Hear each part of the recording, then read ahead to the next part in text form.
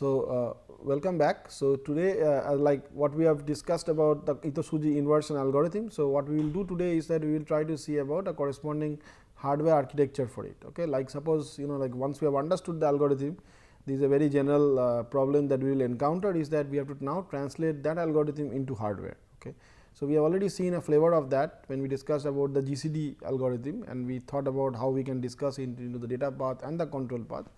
So, that was an example. So, here is a more I would say specific case where we are trying to implement a finite field circuit, which is often used in several cryptographic computations. Okay. So, to start with, right, let us so this is what we will discuss today, like we will discuss about the hardware design of Tsujii and we will discuss about the performance of the hardware circuit, like how we can choose the parameters, so that the performance is kept nice. Okay. So, that it is optimal in terms of its performance. So, to start with, here is a brief recap of the core Tsujii inversion algorithm. So, we have so in this case I have set n equal to 2, but if we remember we generalized in the last class where you can make it n equal to 2, 3, 4 or whatever, and but here suppose we set n equal to 2, then this is the corresponding operation which you had to do. So, if I want to compute say an inversion in 232, then I need a I need an addition chain till 116. And therefore, right, I will essentially do this, so that I finally get alpha 116. And note also in this case that we had two like in order to obtain the final inversion, we had two sub cases. Okay. In the first sub case was when n was dividing m minus 1, and in this case when you are talking about 233, then your m minus 1 is 232 and your n is 2. So, therefore, since 2 divides 232, what you just need to do is square this alpha 116. Okay. So, therefore, right, what you can essentially need to do is a final squaring to get the inverse. You do not need any other beta value computation to get the inverse, that makes it quite efficient. So, what we can do here is that if we again observe the clock cycles, just to recapitulate about that, you essentially have got L plus 1 number of clock cycles, because you have L minus 2 to do the multiplication to the L minus 2 essentially is what you do here in this table. But then you have got 2 extra multiplications at the top to calculate this pre-computation, plus the extra multiplication to do the squaring, that is 3 multiplications. So, therefore, we have got L minus 2 plus 3. So, you have got L plus 1 number of multiplications. So, that essentially is the clock cycles accounts for this clock cycle value here L plus 1, and this summation is for the remaining parts where you are doing ui minus 1, you are dividing by us. But note that now since we are doing quadding instead of squaring, we also need a corresponding architecture where we do not have a cascade of squarings, but we have a cascade of quads. Okay. So, therefore, right, I mean here is a corresponding architecture for that. So, let us take some time to understand how this architecture works. So, again we have got a data path and we have got a control path. So, you can see that this is my control circuit denoted as control, whereas this part essentially is my data path. So, in the data path, what are the two most important operations that we need? Here we need a multiply, because we have essentially we need several multiplication operations. So, we need an optimized multiplier. Okay. We need an efficient multiplier. So, in order to do that, we can use the Karatsuba multiplier that we designed in the last class, and then we also need a quad block. So, how do you realize a quad block? So, you can observe that when you are doing quadding in GF2 arithmetic, then you are basically doing squarings followed by squarings. Okay. So, now squaring, as we discussed, right, is a linear operation in GF2 to the power of m arithmetic. Okay. So, therefore, right, you can actually realize a squaring operation by just using only XORs. You do not need any AND gates to realize that. Okay. Moreover, you can, if you want to have powers of 2, like powers of 2 means like 2 square, 2 cube or so on, all of them can be realized as that. Okay. So, basically it is just by using XORs you can realize it. So, you can actually have a very efficient architecture for the quad block, and as we discussed, right, that the quad block essentially, right, in terms of delay is kind of equivalent to the squaring circuit. Okay. So, it is probably more optimal, or better, at least it utilizes the lookup tables more efficiently. Okay.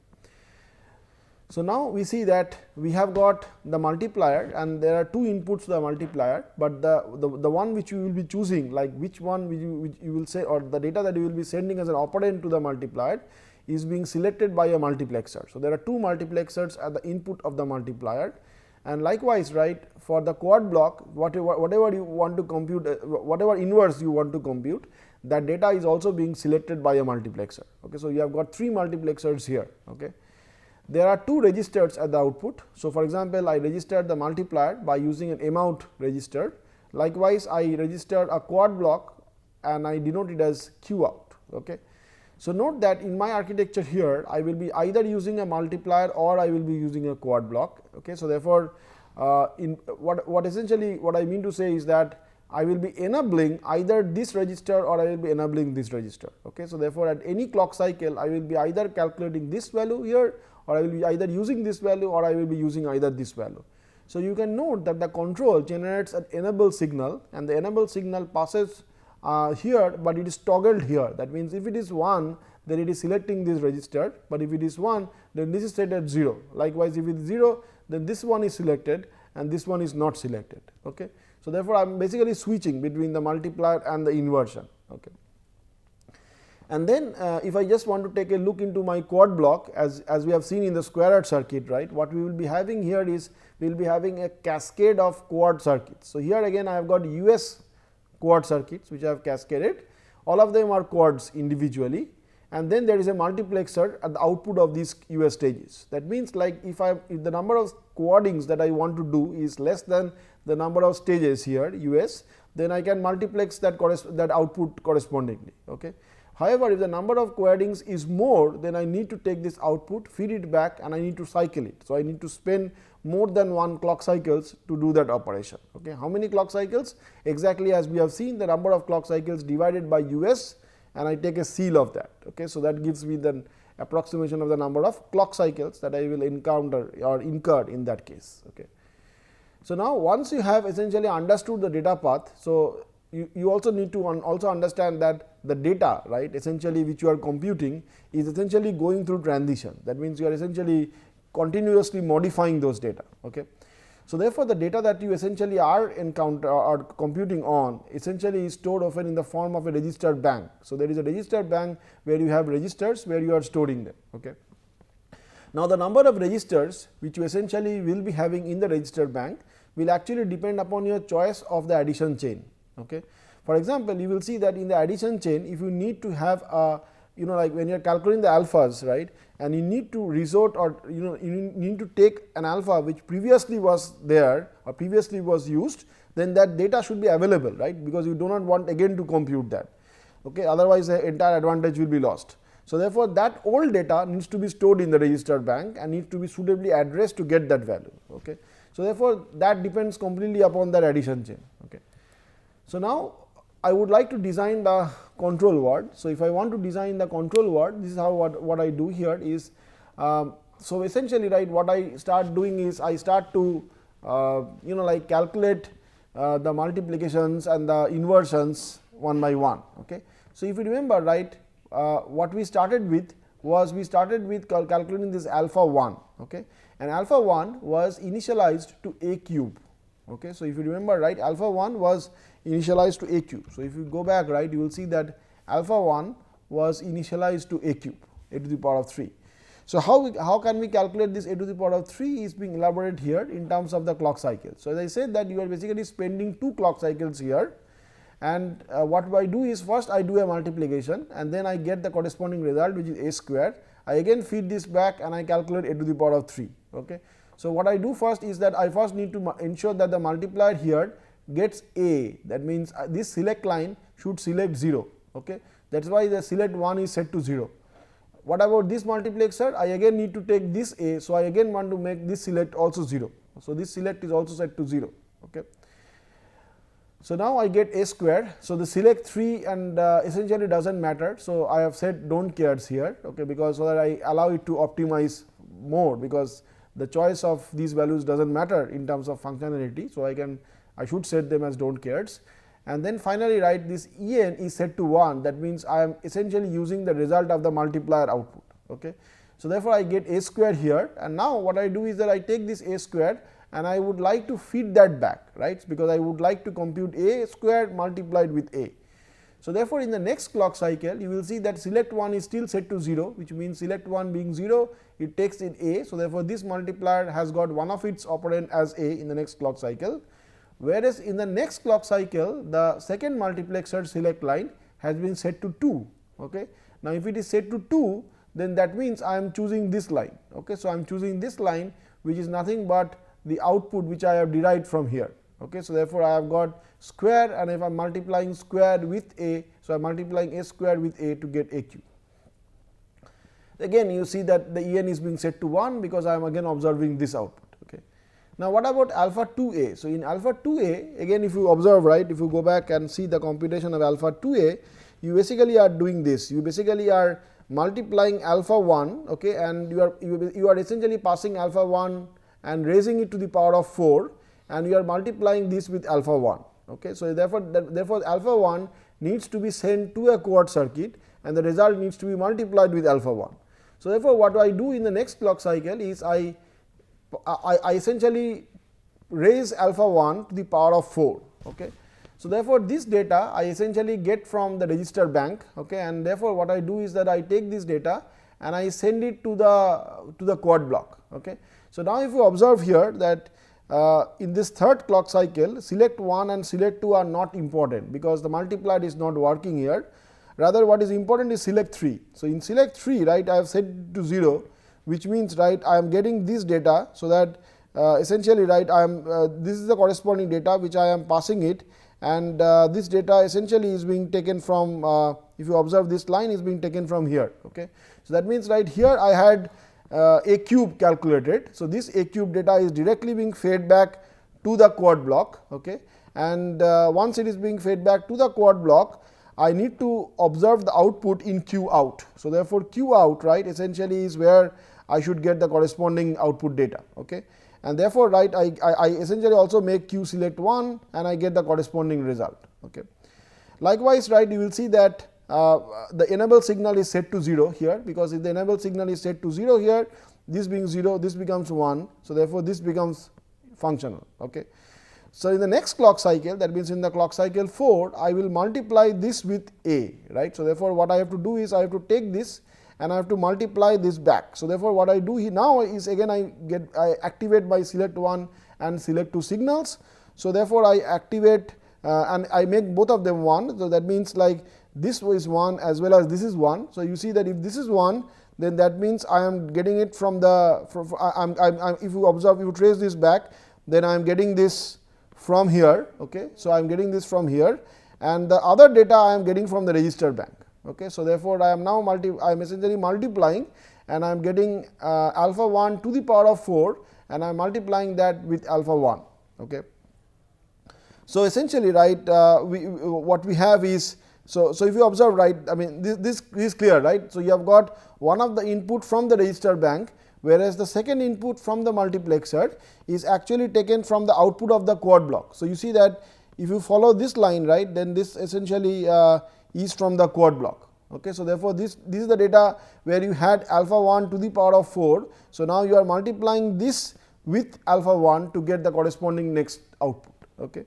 So, exactly this is what is being done subsequently. So, you basically again need to calculate alpha 3, you need to calculate alpha 6, alpha 7 and so on, and essentially finally alpha 116. So, you can see that in alpha 116 you have to do several quadings. So, you can see that whenever this enable signal is 0, that means you are doing the corresponding quadings. Okay. So, you are doing so many quadings, and finally, there is a multiplication. For every section you see that there are some quadings followed by a multiplication. Okay. So, there is some squaring followed some quadings followed by a multiplication. Okay. And finally, there has to be a squaring. That means, the final result has to be squared, and this is done by a multiplier. So, therefore, again I am selecting 1, selecting 2, setting them to 2, which means I am essentially taking my prior result and I am just multiplying them. Okay. So, again the multiplier enable is high, that means I am using the result of the multiplier. So, you can observe that for all these computations I have used the multiplier. Okay. So, therefore, right, what essentially probably is the next thing that we need to think of is that once we have made a functionally correct design, is how do we analyze the performance of it. Okay. So, therefore, the first thing which is important here is to understand what is the critical path of your circuit. Okay. And you will see that most often, right, the critical path will pass through the multiplier, because the multiplier is the most costly step that you encounter. Okay. And anyway, right, there is one clock cycle, or there is one event when you are doing only a multiplication. Okay. So, therefore, the critical path of your design is kind of constrained by the multiplier. Okay. So, you need a good multiplier to make your design efficient. Okay. And that is why we were studying good multipliers in the previous class. But at the same time, it is also important to realize that how do you design the quad block, right, essentially should also be taken into account. So, therefore, if you make a very erratic design of the quad block, then it may happen that you make your critical path worse than that of the multiplier. So, that should be a criteria for setting the number of cascades that you are doing. Okay. So, more seriously, right, that I mean, this is a very important step, that how do you decide the number of cascades, okay, and that will essentially make your performance, make the performance or set the performance of your design. For example, if the number of the number of quad circuits, if you denote it as US, it will have an influence on the clock cycles, frequency and area requirements. You can see that if I increase the number of quad operations, increase the number of cascades, then the area requirement will increase. Okay. At the same time, right, it will also reduce the number of clock cycles. But if you decrease it, then the number of clock cycles will increase, but the area will get reduced. Okay. So, there is a trade off. So, suppose like there is a quad circuit, like one quad circuit which will take say LP number of lookup tables, and there is a combinational delay of say TP. Okay. So, therefore, right, if I want to formalize the number of, if there are US cascades, then what is the number of lookup tables that we will be consuming? It will be just US multiplied by LP, and the delay will also be proportional to US into TP. Okay. So, as I said that since your multiplier is a very crucial block and you do not want to make the delay worse than that of the multiplier. So, you will ideally like to keep US into TP less than that of the multiplier critical path. Okay. At the same time, you do not want to make US very small, because if you make US very small, then the number of clock cycles will increase. Okay. So, therefore, the optimal design strategy would be probably to keep US into TP close to that of your multiplier delay, slightly less, but not more. Okay. So, this is the criteria that we followed, and if you follow this, you will see that, and here is a plot to demonstrate that if I increase the number of cascades that you are doing, that is US for example, and if you implement say the GF2 to the power of 233 on a Virtex for FPGA, this is probably how your graph will look like. Okay. On the y axis, I have plotted out the computational time of the cascaded quad block, and you will see that there is, if you make the cascade the number of cascade steps very small, then also the time will be more, because you are spending more clock cycles, whereas if you make it high, then also you are spending more, there is a more delay, there is a delay. Okay, and therefore, there is an optimal point for which you get more efficient designs. Okay. And you will see that the number of cascades here, there is a region like something like 9 to 12, and we set something as 12 for example for our design. Okay. So, therefore, right, if you take this and if you want to make or see the performance, you will see that with properly chosen such design parameters, and if you plot the quad Itoh-Tsujii inversion with the square or Itoh-Tsujii inversion algorithm, you will find out that there for all the field sizes. Okay. So, this is a kind of a plot where on the x axis you have got different field parameters. Okay. You will see that there is always a significant advantage of using the quad Itoh-Tsujii algorithm over the square or Itoh-Tsujii algorithm for LUT based FPGAs. Okay. How did we get the performance? So, normally, right, the way that we basically calculate the performance is as follows. We divide the frequency by the slices and the clock cycles. Okay. So, therefore, right, what my objective as a designer would be to improve performance, which means that I should be able to optimize my design at a higher frequency. That means the critical path of my design should be small, and also if I want to increase my performance, the number of clock cycles should be small, and if I want to improve my performance, my slice requirement should be small. So, it is a nice trade off between the number of resources that you encounter or use the number of clock cycles that you need, and also the frequency at which your design operates. Okay. So, therefore, what we plot here is that performance in terms of different field size parameters, and we see that for all the field sizes, this properly designed quad Itoh-Tsujii algorithm should give an advantage compared to a square or Itoh-Tsujii algorithm. Okay. Of course, right, you can get into more details about trying to understand why quad and why not octet for example. Okay. And essentially also decide upon the the corresponding trade offs which can encounter because of that. For time purpose, I will not go into all those trade off issues, but rather I will redirect you to my to the textbook that we have. You will find more details about those trade offs in the book, and you can read and try to gather them. More importantly, I will tell you about the performance that we can the inversion circuit will have on say a Xilinx Virtex E, because it is important as an engineer to know the figures, right, like for example, if I ask you, like if I take a quad Itoh Tsujii algorithm and if the dimension is say 193, what would be the order of delay which a hardware will look on, say, on a Xilinx Virtex. Okay. So, here the delay is something like 0.55 microsecond. Okay. So, you can compare it with probably with a software design, and you will see that there is a significant amount of advantage which you get when you resort to hardware designs. Okay. In this case, we also compare with some other competing designs and show that this design is optimal, but what is more important to understand is that for a properly chosen design and for a properly architected design, you essentially get a significant amount of improvement when you are going into a parallel hardware architecture, which is properly done. Okay. So, with this I will stop here. So, what we studied essentially is a very important finite field operation in characteristic 2, which is essentially called as a finite field inverse, which is often used in several other computations. We will see them being used largely in the elliptic curve hardware that we will be studying subsequent to this. We discussed about an efficient algorithm which is called as Itoh Tsujii inversion algorithm, which is essentially relies upon Fermat's little theorem. We also generalized it to a version where we can actually do where you can speed up your computation. You can also try to use the resources in the FPGA much more efficiently. And finally, we also discussed about a hardware design of the finite field inversion algorithm and discussed about the performance issues, like how do you choose the parameters so that you get an optimal performance of your hardware. Okay. So thank you for your time, and we will continue our discussions in the next class.